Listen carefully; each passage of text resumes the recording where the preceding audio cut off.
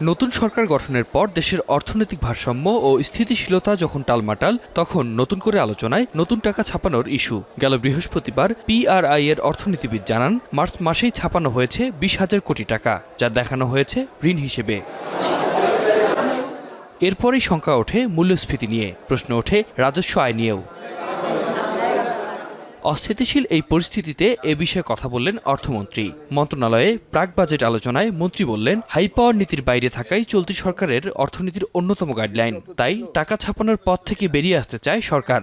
যে টাকা ছাপিয়ে স্থানীয় ব্যাংক থেকে ঋণ নিয়ে অর্থনীতির যে ক্ষতি হয়েছে, এখান থেকে আমাদেরকে বেরিয়ে আসতে হবে। ট্যাক্স জিডিপি বাড়ানোর জন্য আমরা সব কাজ করতেছি, কিন্তু কঠিন কাজ, এটা তো বুঝতে হবে, কঠিন কাজ।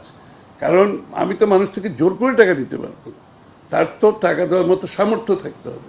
সুতরাং আমরা তো ইলেকটেড গভর্নমেন্ট, আমরা তো কোনো ডিক্টেটোরিয়াল গভর্নমেন্ট না, আমি জোর করে টাকা নিয়ে নিলাম, কেউ কিছু করতে পারলো না। আমাকে জনগণের কাছে দায়বদ্ধতা আছে, তাই না? তো সুতরাং আমরা চেষ্টা করে যাচ্ছি, ট্যাক্স জিডিপি বাড়ানোর জন্য চেষ্টা করছি। বেসরকারি খাতের উপর মূল্যস্ফীতির চাপ কমানোর আশ্বাস দেন মন্ত্রী। Crowding out the private sector, এই কারণে আমাদের ইকোনমিক অনেকগুলো আমাদের আগামী দিনের যে ভাবনা অর্থনীতি নিয়ে, এটা তো একটা মূল ভাবনা ছিল।